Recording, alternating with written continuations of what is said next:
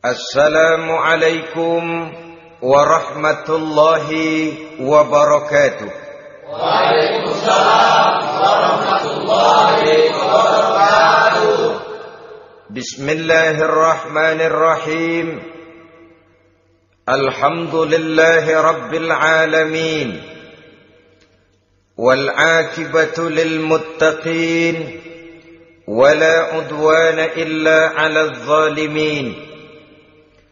والصلاة والسلام على أشرف الأنبياء والمرسلين سيدنا ومولانا محمد وعلى آله وأصحابه المجاهدين الطاهرين أما بعد. Saudara-saudara kaum muslimin rahimakumullah.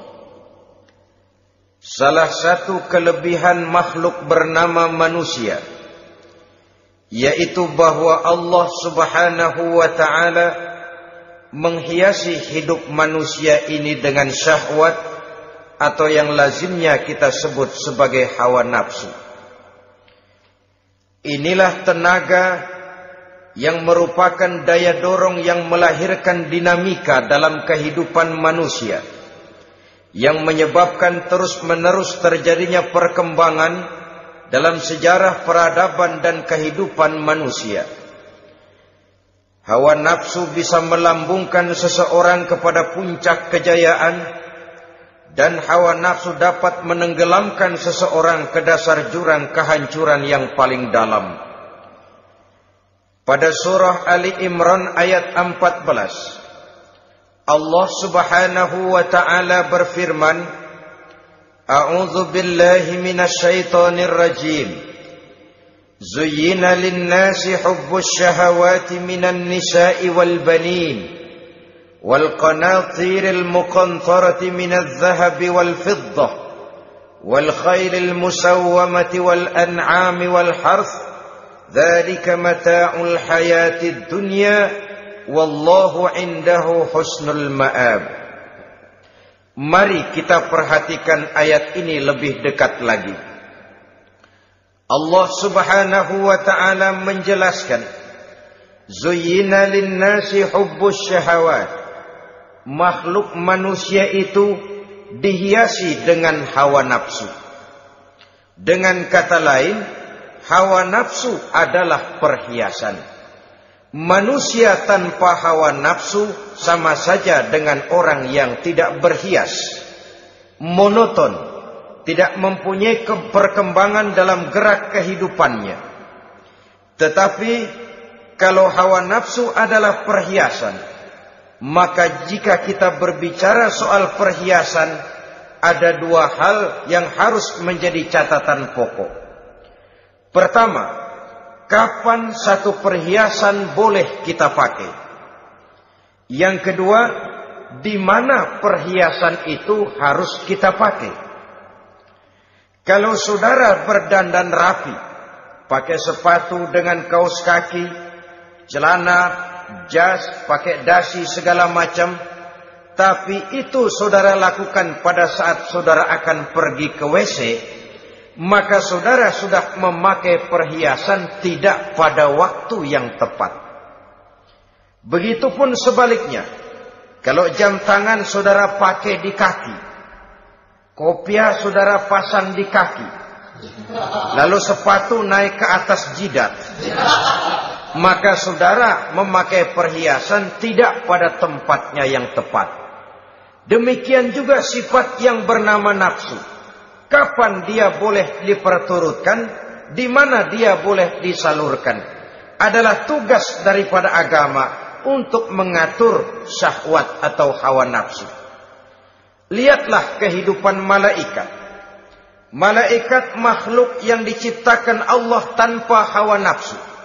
Maka kehidupan malaikat monoton. Malaikat tidak mempunyai peradaban dan kebudayaan.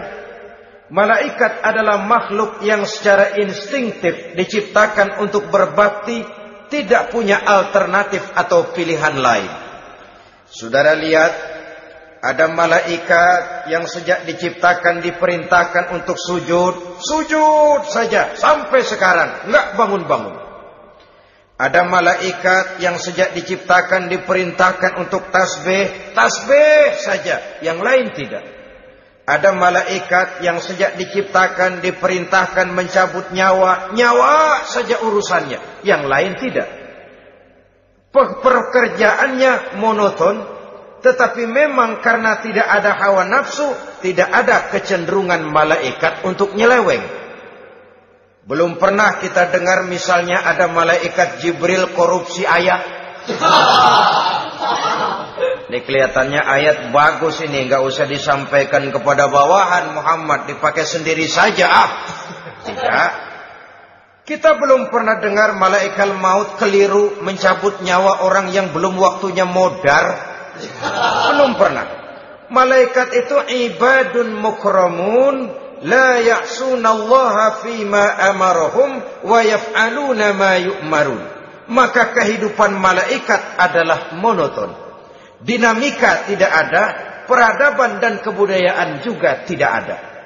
Andai kata bumi dan seluruh isinya diserahkan kepada malaikat untuk mengisinya, barangkali saudara tidak akan pernah kenal jembatan Semanggi, saudara tidak akan pernah kenal Monas, gedung-gedung bertingkat, gedung-gedung pencakar langit. Semua yang menggerakkan itu adalah karena manusia mempunyai hawa nafsu. Nah, kemudian pada kalimat berikutnya Allah memberikan rincian. Apa nafsu kepada apa yang paling menonjol dalam kehidupan manusia itu? Pertama, minan nisa, hawa nafsu kepada perempuan.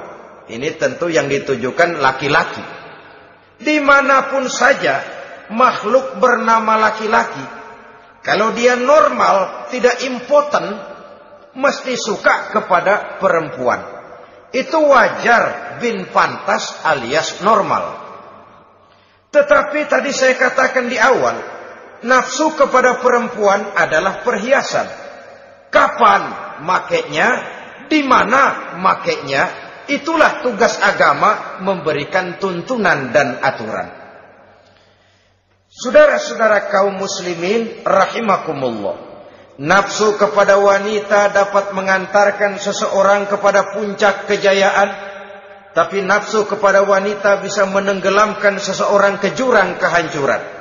Bergantung kepada latar belakang apa yang mendorong timbulnya syahwat tadi.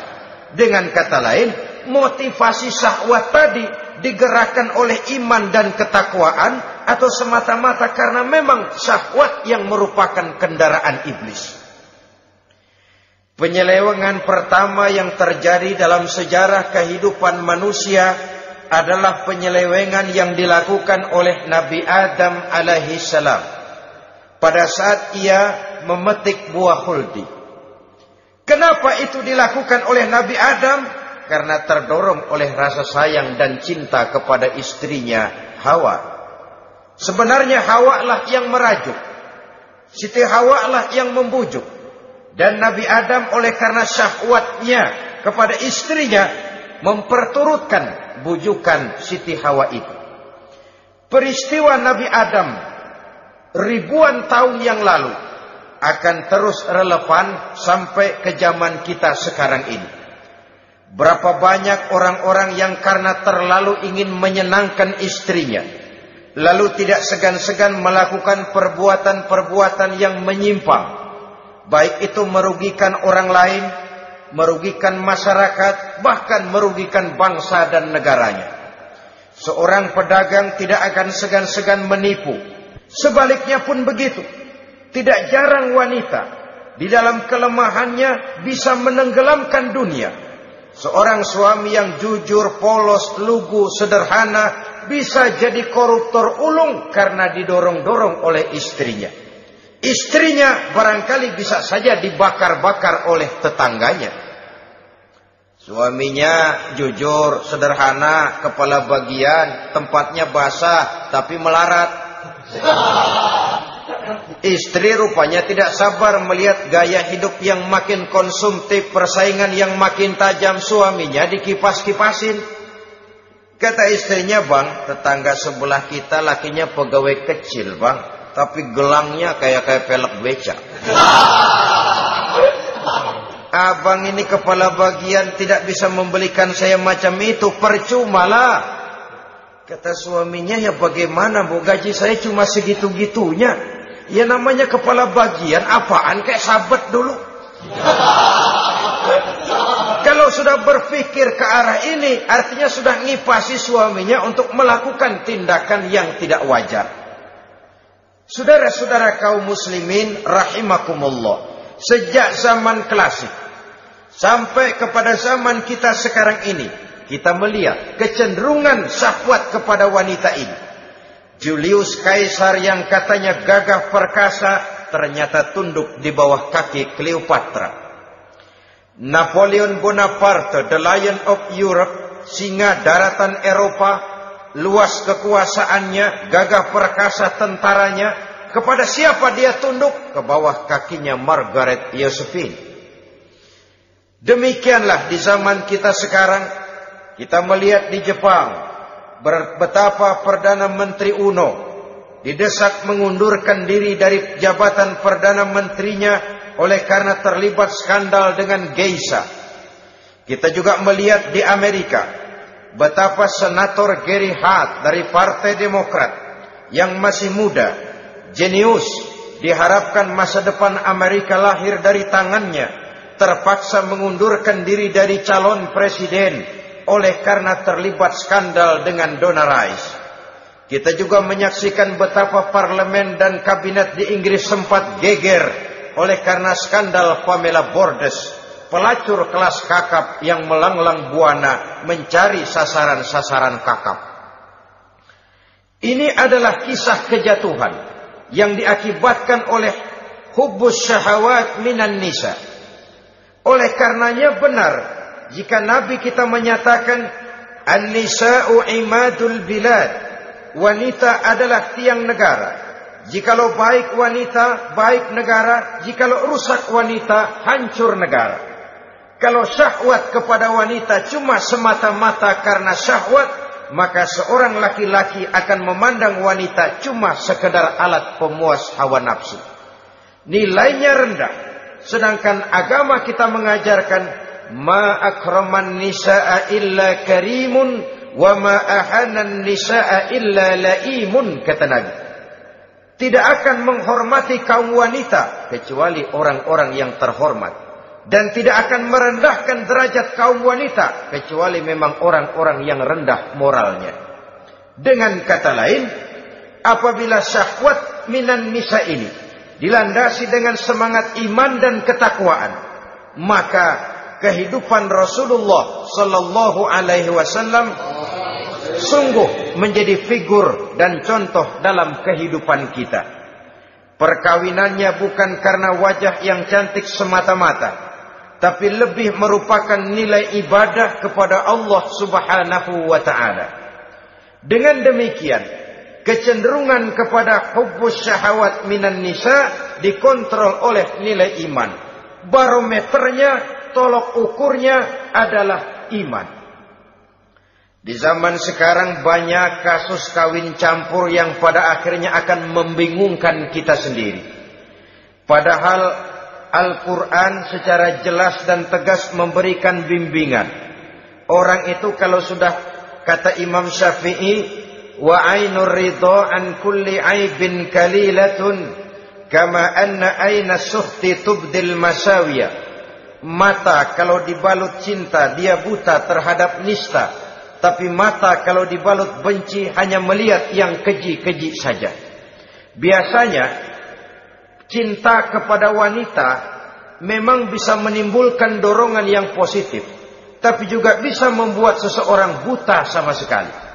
Dorongan yang positif paling kurang dari segi penampilan.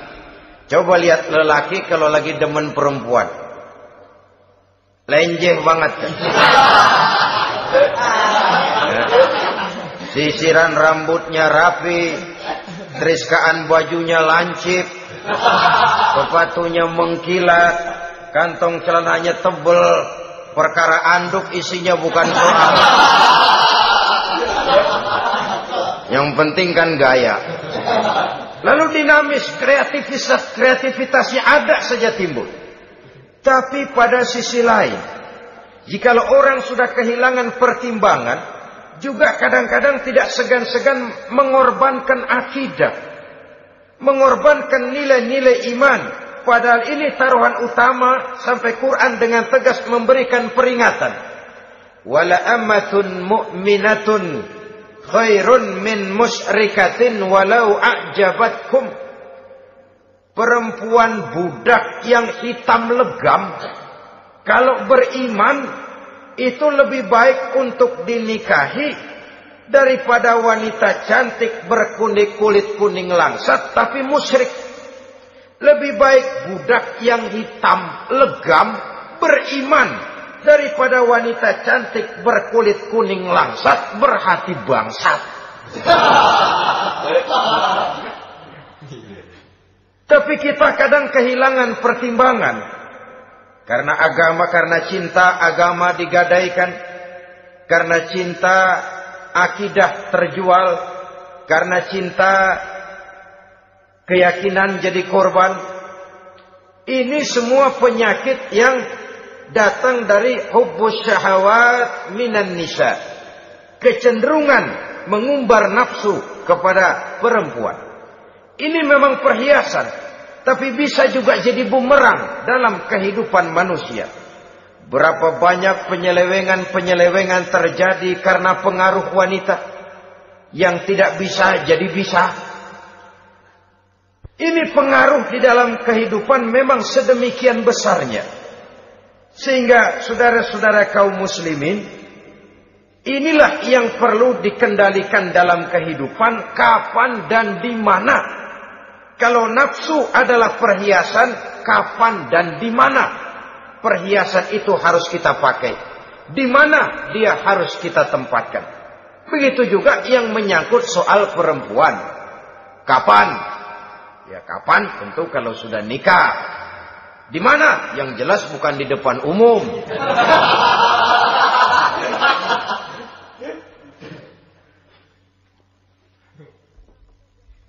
Ini nafsu yang pertama, minan nisa.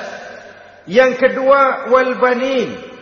Dihiasi juga manusia dengan kecintaan kepada banin. Makna banin di sini ay al-aulad, anak-anak laki. Kenapa disebut banin, anak-anak laki?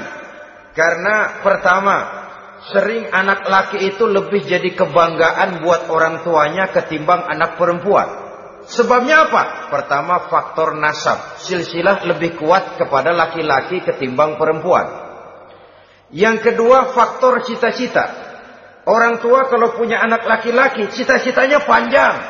Nak, kau nanti jadi dokter ya.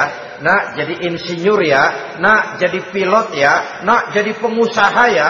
Nak, jadi presiden ya. Tapi kalau dia punya anak perempuan, paling, ya nak, mudah-mudahan nanti kamu dapat jodoh orang baik nak. Dapat jodoh orang soleh. Saudara-saudara, yang ketiga, anak perempuan itu kalau sudah berkeluarga, biasanya pindah kepada lingkungan keluarga lain. Sehingga orang berkata, punya anak perempuan banyak sebenarnya seperti agen. Artinya ada yang mau bawa, kan gitu. Ada yang minta, ambil. Ada yang berminat, buntel. Paling dia nengokin orang tuanya ya lebaran. Ya syukur kalau sebulan sekali atau seminggu sekali. Tapi minimnya kan lebaran. Dengan demikian dari garis nasab ini lebih kuat al-banin ketimbang al-banat. Manusia dihiasi dengan kecintaan kepada anak-anak.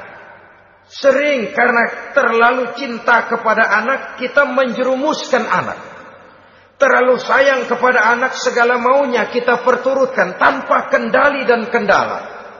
Akhirnya sifat yang demikian itu malah mendorong anak untuk manja, tidak percaya kepada kemampuan yang dimilikinya, selalu mengandalkan kepada kebesaran, kemampuan daripada orang-orang yang dibanggakannya itu.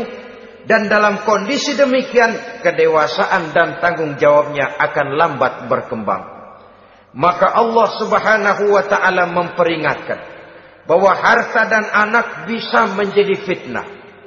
Dalam ayat lain Allah juga memperingatkan, ya ayyuhalladzina amanu la tulhikum amwalukum wa auladukum an dzikrillah. Wahai orang-orang yang beriman, jangan sampai hartamu dan anak-anakmu memalingkan kamu daripada mengingat Allah. Jangan sampai kesibukanmu kepada anak dan harta benda menyebabkan kamu sampai lupa mengingat Allah Subhanahu wa ta'ala. Berapa banyak manusia yang tenggelam dengan melupakan Allah, jauh dari agama, jauh dari tuntunan syariat, oleh karena disibukkan oleh persoalan anak dan persoalan harta benda. Maka satu-satunya jalan, jikalau kita tidak ingin anak kita sampai memalingkan kita daripada mengingat Allah, nilai-nilai keimanan harus ditanamkan kepada mereka sedini mungkin. Dengan bekal ini, maka mereka, anak-anak kita, insya Allah tidak akan membuat kita orang-orang tua ini berpaling daripada mengingat Allah, berpaling daripada kehidupan beragama. Memang karena anaklah kita orang tua peras keringat banting tulang, pergi pagi pulang sore cari nafkah. Karena anaklah kita orang tua, kepala jadi kaki, kaki jadi kepala. Asal mereka bisa menikmati hari depan yang lebih baik dari yang kita nikmati sekarang ini. Tapi berapa banyak juga orang-orang tua yang tidak sadar akan amanah berupa anak ini.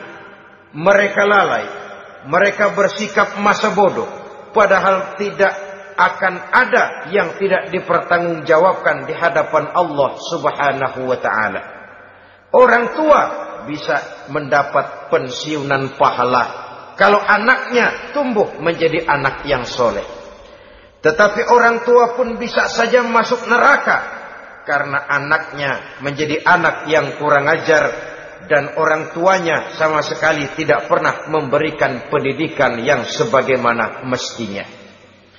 Saudara-saudara kaum muslimin rahimakumullah, kita tentu berharap memperoleh pensiunan pahala dan bukan mendapat tambahan dosa dari kekurang ajaran anak-anak kita akibat kita sebagai orang tuanya tidak pernah mau mendidik mereka. Dalam hadis ada diriwayatkan, ada anak kurang ajar, sembahyang tidak, puasa ibadah tidak, kenal Allah tidak, beriman pun tidak, dosa kelewat banyak, kejahatan berkarat. Di akhirat nanti disidang dia, ditanya, kamu kenal siapa Tuhanmu? Tidak. Kamu tahu siapa nabimu? Tidak. Kitab sucimu apa? Tidak tahu. Kiblatmu di mana? Tidak ada. Kamu sholat? Tidak pernah. Kamu puasa? Tidak pernah. Wah, kalau begitu kamu rusak sekali. Kamu neraka. Anak ini mengajukan protes. Saya menuntut keadilan. Benar saya tidak kenal siapa Tuhan saya.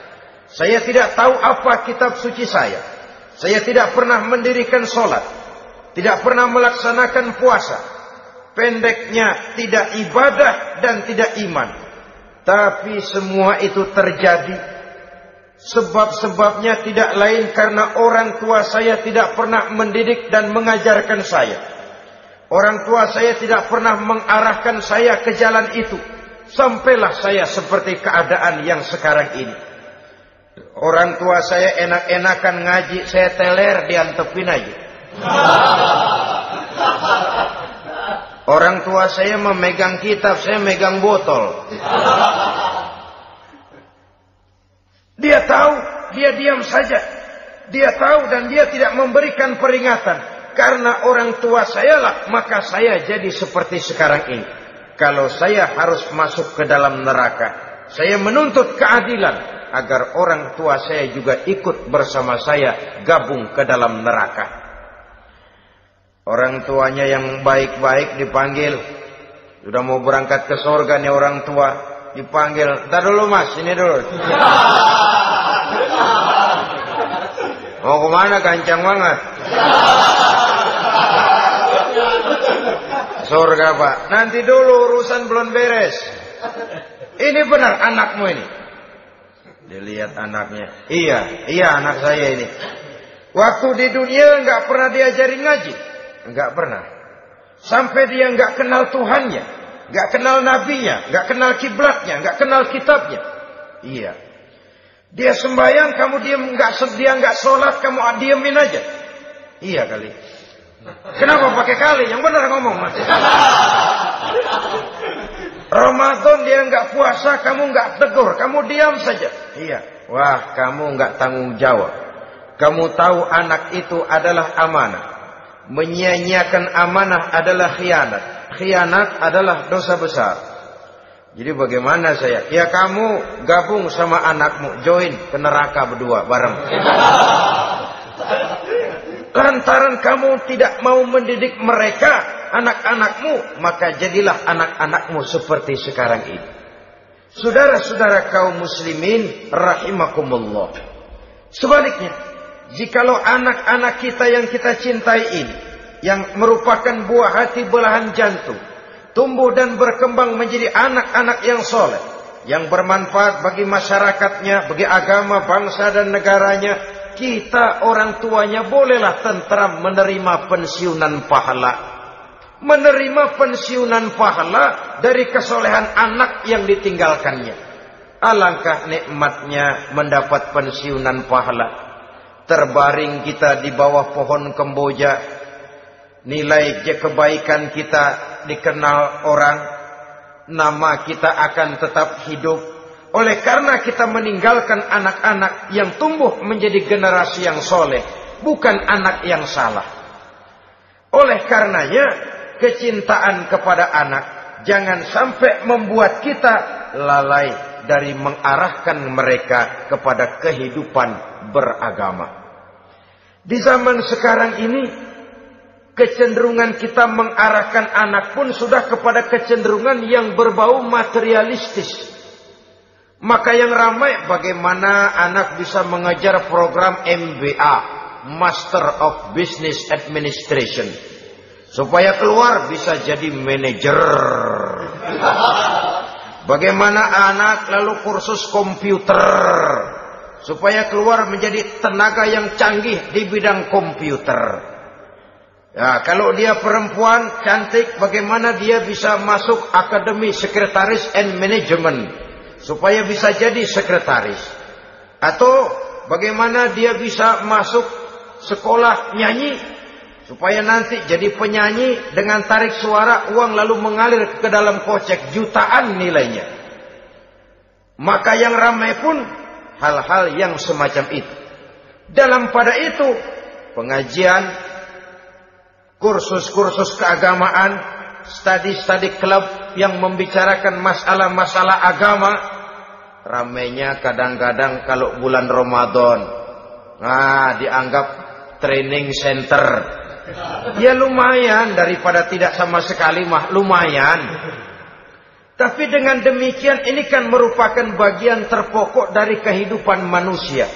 Alangkah idealnya jika dia mengantongi gelar MBA, Master of Business Administration, tapi punya nilai iman yang tangguh, ahli komputer, tapi punya keyakinan beragama yang mantap. Dan ini harus ditanamkan lebih dahulu sebelum dia menguasai disiplin ilmu yang lainnya.